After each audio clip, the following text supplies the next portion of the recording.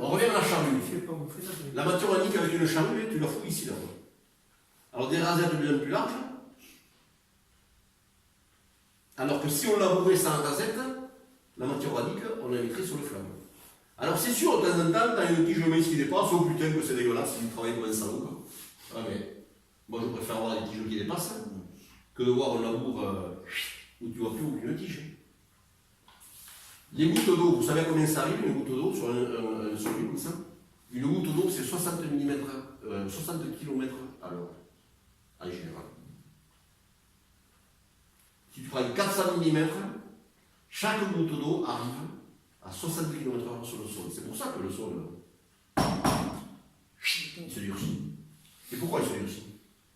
Parce qu'il est pauvre en matière organique. La terre fine.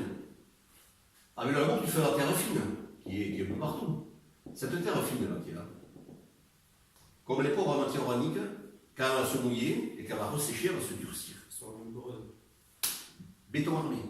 Les racines de maïs, vous avez vu les zones bleues, on va le voir tout à l'heure sur les profils, vous avez vu des zones bleues là. Ça, pour être dégradé, ça dégage le gaz carbonique.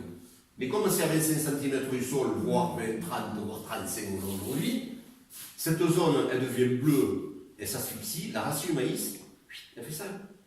Elle va pas le prolonger là-dedans. Vous avez vu la vidéo sur WhatsApp que j'ai mis? Oui. Les tiges de maïs, elles ont un an. Il y a un truc qui va pas. Alors que si tu la laisses en surface, la matière organique, 6 mois après, elle est fondue. Parce qu'elle est oxygène. Donc, à l'entreprise, il faut aller voir les clients, leur dire, on essaye. Non mais j'ai réussi. Non mais il faut. Le mec il veut pas, on essaye de suite, merde, je le fais chez moi, bon, essaye. Moi, sur ce que je fais, je pense que c'est partout ce qui est intéressant, surtout, c'est que les gens arrivent à voir ce que les autres agriculteurs font. Voilà. Dans les parcelles à côté, sur Internet, il y a pas mal de vidéos. Là. Dans le Gers, il y a un gars qui est à Badi. Christian Abadi. Oui, je connais très bien. Christian Abadi. Mais il y a des vidéos là sur l'agriculture, il en parle. Alors attention. C'est quand même. Christian Abadi, il a démarré il y a 16 ans. Je suis partenaire, on fait des formations ensemble. Christian Abadi, il a démarré il y a 16 ans. Plus de fumier. Il a 50 tonnes de fumier. Alors les mecs, quand ils vont chez eux, j'y vais vendredi en formation chez lui. Fait la formation. Moi, ce que je vise, c'est le groupe agriculteur. Là, je travaille pour Paul, parce que quand tu as 15 mecs, tu fais 15 mecs dans la journée. Tu comprends? Alors, toutes ces formations que j'y vais, moi, je fais 15 types dans la journée. Je donne que ça. Donc, Christian Abadi, il a démarré il y a 16 ans avec 50 tonnes de fumier par an. Il y a 16 ans, les sols étaient moins détraqués que maintenant. Et il a eu des soucis pour attaquer le semi-grain, lui aussi. Mais il y a 16 ans. En sachant que les sols étaient moins traqués. Alors, les gars qui vont chez lui, putain, monsieur.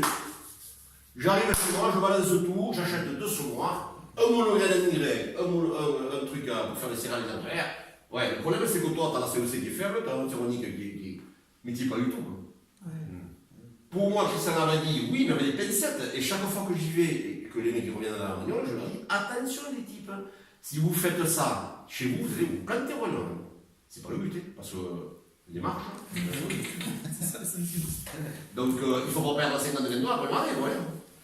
Et Christian Abadi, oui, moi c'est ce que je pratique, je sais un effet pour le dos, c'est ce que je pratique. Mais je ne prends aucun risque. Parce que moi, si je prends le risque, s'il n'y a pas de rendement, le client ne me paye pas. Donc je prends 0 risque. Et ça, c'est un gros avantage. C'est que je vois des gars qui sont en semi-direct depuis longtemps et le gars qui démarre maintenant, il y a un écart, il faut faire très très attention. La première chose, c'est arrêter de labourer et faire des engrais. Et un jour, tu verras, tu arriveras. Mais au départ, faites très très attention. Qu'est-ce que vous pensez du décompacteur type de Michel là, que vous parlez tout à l'heure? On y est. Donc là, on a bien compris que le labour, pour ceux qui ne peuvent. Non mais, tu leur dis. On a les parcelles à côté, tu vois. Non mais amène-les chez toi. Amène-les chez toi, prends une bêche, ça fait un trou, regarde, j'ai l'air de bien. Commence à et puis tu lui fais essayer sur 2-3 hectares, le mec il prend pas de risque. Il faut un déclic. Après des mecs, Mais quand tu leur dis, putain, bon, je ne veux pas dire le côté boronnais, parce que ça ne se dit pas, mais la terre devient dure chez toi, c'est clair. Ah oui, elle devient dure, mais pourquoi elle devient dure? C'est qu'il y a le souci. Les dalles. Alors, on avait compris tous, la matière organique, on la laisse en surface. Pour que ton cher univers de terre aille bouffer la matière organique en surface et redescendre dans le bas. Alors, quelles sont les dalles qui laissent la matière organique en surface? Les dalles. C'est-à-dire, en rentrant dans les détails. Et qui retournent là, quoi. Il y en a deux. Il y a la dalle agicème. Alors, la dalle agicème, elle ne me plaît pas trop. C'est une dalle qui est avec un talon comme ça au fond. Ok, d'accord? Un petit peu sous-soleil. Alors, dès que c'est sec, ça ne pète plus. Et puis ça me charrie là. Tu reviens au sol de la charrue, parce qu'un sol de la charrue, quand il est neuf, il est bien déglissé. Il arrache plutôt la terre. Un sol de charrue qui est glisé, il talonne. D'où les semelles à la bourre. Il faudrait presque ça au quart de Houtestein. Mais bon, ça coûte un euro. Cette dame ne me plaît pas trop. La meilleure dame du marché, c'est la dame Michel. Enfin, la meilleure dame du marché, attention. Pour pas vous bouleverser les horizons du son. C'est la dame Michel. Donc ici, on a aussi que j'aime mon bouquin. Vous allez vous faire passer. Ça, c'est le outil que je loue aux agriculteurs. Voilà. Ça, c'est la dame Michel. Alors, au avantage, c'est qu'on a 12 dalles sur 3 mètres. Parce que les constructeurs aujourd'hui, qu'est-ce qu'ils font? Pour gagner de l'argent, sur 3 mètres, ils vont te foutre 4 dalles ou 6, ils sont pas chier. Bon, ça va, mais le problème, c'est que ça va pas du tout. C'est que quand tu as les dents espacées, tu as une zone de travail qui n'est pas travaillée. Là, j'ai ma dalle qui passe, ce triangle ici. Vous êtes bien d'accord? Là, on a la dalle qui passe. Donc, on a ce fameux triangle. Plus tes dents sont écartées, plus tu es obligé de descendre pour que ce triangle soit à 15-20. Le problème, c'est plus tu descends profond, plus tu vas faire la terre fine ici. Et cette terre fine, je vous l'ai dit tout à l'heure, quand elle sèche, comme elle n'est pas riche en humus, ça vient du viton. Donc l'idéal, c'est le vitolab qui ne se fabrique plus. Tu peux le faire passer, c'est bien. Tu peux le passer. Et ça, c'est 12 lames sur 3 mètres. Ça ne vous voit pas ça?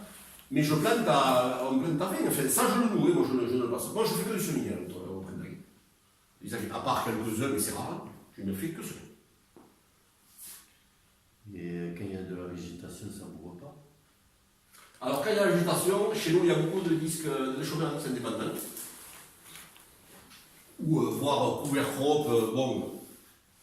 Les chômeurs indépendants est plus intéressant parce que c'est un outil où tu peux aller vite, qui prend moins profond et qui fait beaucoup de terre fine. L'avantage de cette dalle, c'est que la terre fine que tu vas faire dans cette zone, elle va y rester. Donc après, pour faire le grès, un coup, et du sel. On se rappelle, moins on touche la terre, mais on supporte. Voilà, alors tout ce qui est après dans le craquer, le fameux craquer de Champéo, je l'ai lu moi il y a 30 ans le craquer. Aujourd'hui je l'achète. Alors le gars qui arrête à la bourrée et qui passe au craquer, ça remue quand même. Mais c'est pas bon. C'est pas bon parce que justement tu remues trop la terre et que tu mélanges ta matière organique. Visuellement tu es content parce que ça ressemble à la charge, mais c'est tout fou. Vous comprenez? Ça bouleverse trop. Il faut laisser la matière organique. C'est la clé de la réussite. Les vers de terre, de la bouffe en surface, ils redescendent. On n'oublie pas le ver de terre, les galeries, on peut avoir 200 mètres au mètre carré de galeries. On a un zéro. Combien on détruit de vers de terre à l'endroit? Ça, je ne sais pas. Mais la première cause de la disparition des vers de terre, c'est pas la charge, c'est le manque de bouffe. Ouais. C'est la nourriture. Après ça, C'est Et si ça. tu l'entends, ils ont tous les mêmes. Il y en a qui disent comment on détruit pas du tout. Hein? Et les produits phyto. Voilà. Donc, en parlant de désherbage, en désherbage en semi-direct, on n'emploie plus de produits antigerminatifs. On met que des produits comme ça. Notamment la houille. J'ai essayé du semi-direct, ça marche. Moi, tout le monde fait une chanson, moi j'essaie depuis 3 ans. On se fait peur, je ne dis pas le contraire. Par contre, ça marche. C'est une fois qu'il a levé, qu'il a pris le dessus, là, c'est rien. Donc, en semi-direct, on ne met que des produits contacts. C'est-à-dire, et pour moi, c'est l'avenir. C'est l'antigerminatif du carton. Les champignons, les micro-organismes, tout ça. Parce que quand tu as des vers de terre, tu as des milliers d'espèces dans le sol. Le produit de contact permet de limiter les quantités de pesticides à l'hectare. Voilà. Souvent. On a réfléchi avec Paul, la prochaine réunion que je pense qu'on va se mettre en place, c'est le traitement de volume. Je ne traite que la nuit, jusqu'à 10h du matin. Je vous expliquerai pourquoi, comment, et les produits. Évidemment, le technicien va faire la gueule. Il y a deux personnes qui font la gueule. Il y a la femme, qui tous les matins de 3h, et le technicien de la coupe. Parce que là, quand je traite, je mets au maximum les 2 tiers de dose. J'ai une station météo sur tracteur. Et quand les conditions sont idéales, c'est-à-dire l'hygrométrie à 95%, je diminue de moitié. Et ça marche. Et pas d'eau. Eh. Le moins d'eau possible. Voilà. Divisé par 2. Après, on parlera de pression, de luge, de... C'est très compliqué, mais ça marche. Les dates, c'est bon, le Chizen? Je crois qu'on en envoie un après. Ton compacteur, là. Ah, enfin, ça, c'est le déchoumarre, oui. Bah. Après, j'utilise la Dame Michel aussi, j'en ai 2. Voilà. Alors, la Dame Michel, oui, l'époque, quand on est des sols plutôt limoneux qui se prennent en masse, il vaut mieux attendre le printemps. Quand on a des sols très lourds qui ne sèchent jamais au printemps, L'hiver. on le passe à l'automne. Mais on met un engrais vert. Parce que si tu les compactes ou si tu laboures sans mettre un engrais vert, C'est sympa, ça. mais quand tu mets l'engrais vert, ça va. Et puis un engrais vert, on ouvrait, pas 50 kg févrole, quoi. Ça souffle là. 200 kg févrole. Tu vois, et puis l'engrais vert, il va se développer, il va descendre. Et tu vas tenir comme sol. Chez nous, dans le GR, c'est les gars, ils décompactent à Madame Michel, ils passent avec le centrifuge, ils mettent une couverture rotative tout léger pour couvrir un peu la févrole. Et au printemps, ils reviennent à la rotative, un passage de la févrole, allez, retourne ça. Et il sème.